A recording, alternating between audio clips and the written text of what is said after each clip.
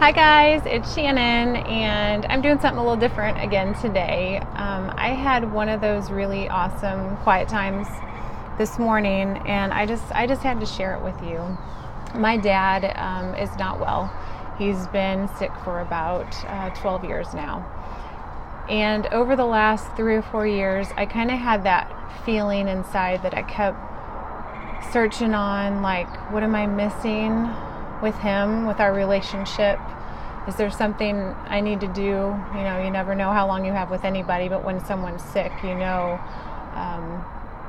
and they're declining, you know that eventually that, you know, is going to happen probably sooner than you originally thought. And so this morning, I have to back up a little bit. So going back the last few months, I've been working with quite a few people on mindset and digging into just how my belief of all things are possible. We can be anything, we can do anything, and I was trying to search back to where did that come from? Why do I feel that way? Who was the first person that really charged that within me? And I started thinking back to high school days when I remember buying the first Tony Robbins 30-day plan.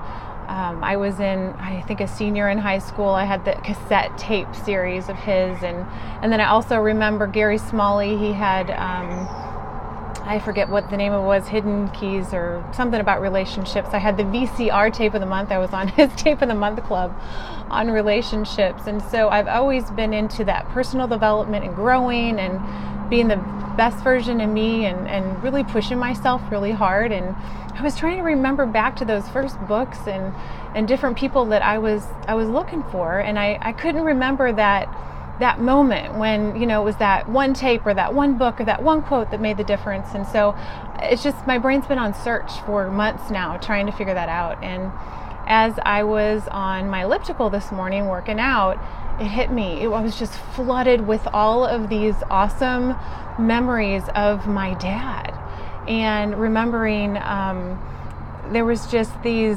little moments, and I thought about four different lessons that he taught me from little on up that I wanted to share with you, because it was really him that sparked so much of this in me. And that's funny to me because I'm so much like my mom. We always say we're like, you know, we go out together and it's like being with ourselves. We have so much fun together, and we're absolutely always on the same page with everything. And my dad and I are very different with the things we like to do, and we're just very different. And it just hit me that we aren't as different as I thought we were, and that was this beautiful gift. And so vision was the first thing that I thought of, because what's really cool about my dad, he was a custom home builder, an amazing custom home builder, and he used to go to a lot and work with a client, and you know, they would write down the wish list, and he literally would go to sleep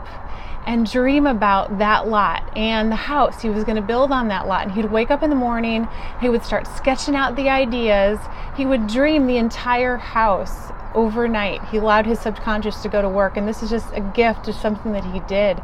And growing up, I remember doing similar things. I couldn't wait to go to bed because I could imagine and be creative with my vision for the future, whatever it was. I remember when I got into fitness, and literally every single night I visualized myself working out and learning about nutrition, and I visualized every part of my future and loved to do that when I went to sleep. I never ever related that to his story until today. And it was a gift.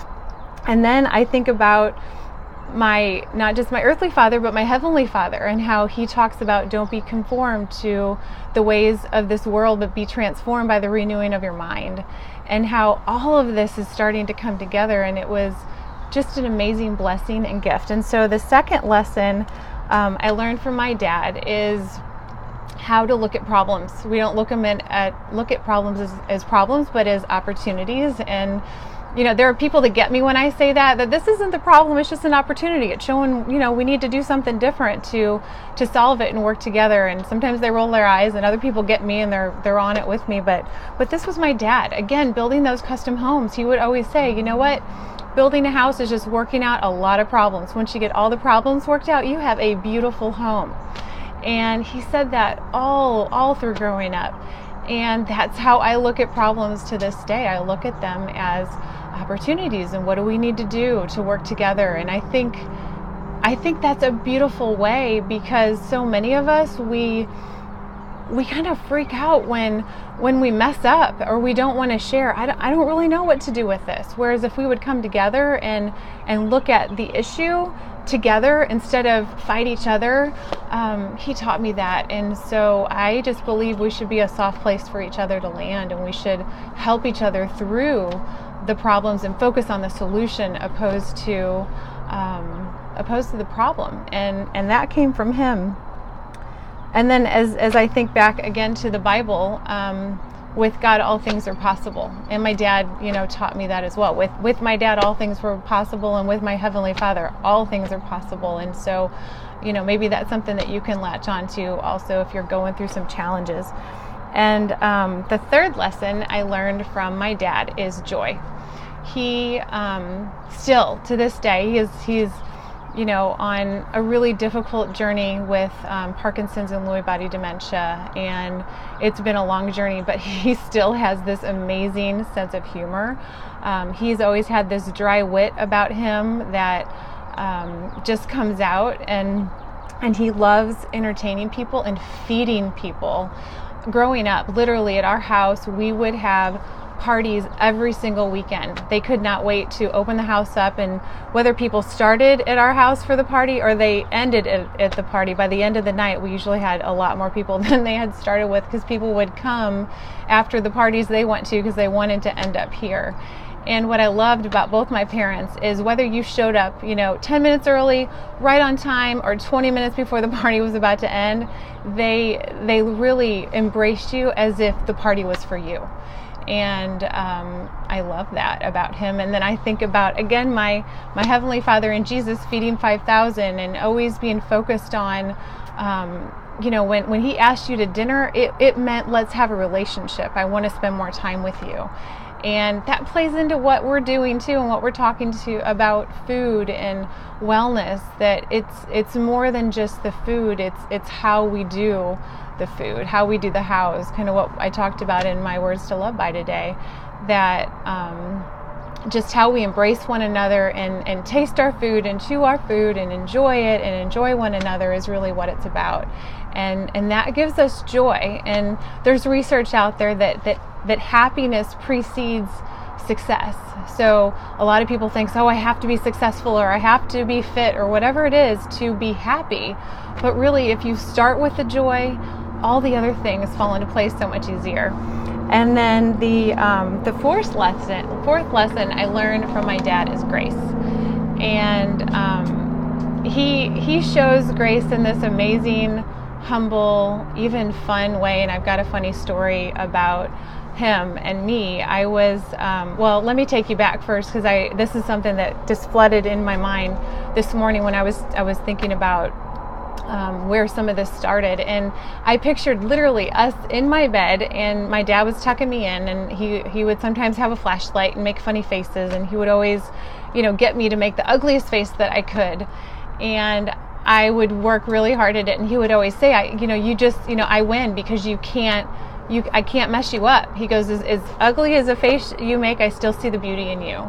And that's really what grace is about, is when we're ugly and when we're doing things that are unlovable, somebody still sees the grace and the beauty and the love coming from you. And he showed me that. So here's another story. When I was 17 or 18, I had this little CRX, and it was my first stick shift ever, and I was coming home from being out with friends, and I pulled up. We have a driveway that basically you cross the driveway, and then there was a big cliff that just went into the woods.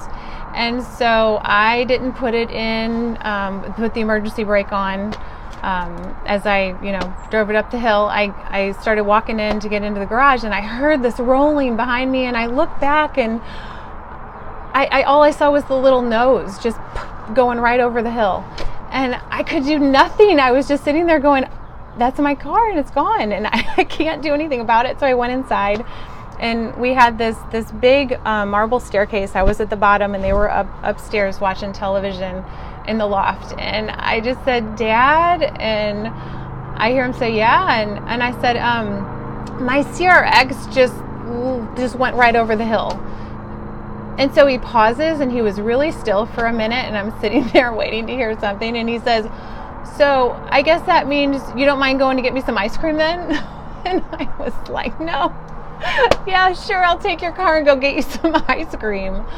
But he didn't sweat the small stuff, and you'd think a car isn't so small. I agree with that, but there was nothing that he could change at that moment. He could make me feel horrible about it, or he could make me laugh and know that we were going to solve the problem together. And so it's awesome to find joy in even the hard parts of life, and to give people grace when I really did need it, because I didn't mean it.